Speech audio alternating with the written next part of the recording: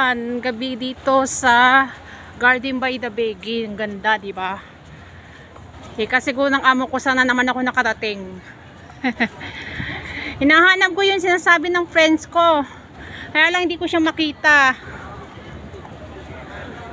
Ayan, gabi na. Gabi na si Inday. Hindi ko pa makita yung hinasabi ng kaibigan ko. Nasa gala pa si Dora Inday. Ay ano, ganda.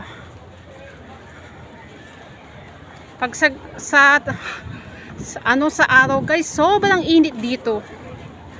Daming tao. Diba? Daming yan tao.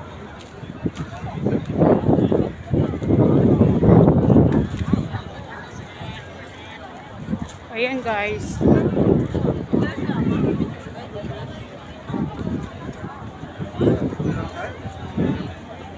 Hindi ko alam kung meron pa. Wala na yata sinasabi ni B. Wala na. Ay sayang. Okay guys, thank you for watching. Bye.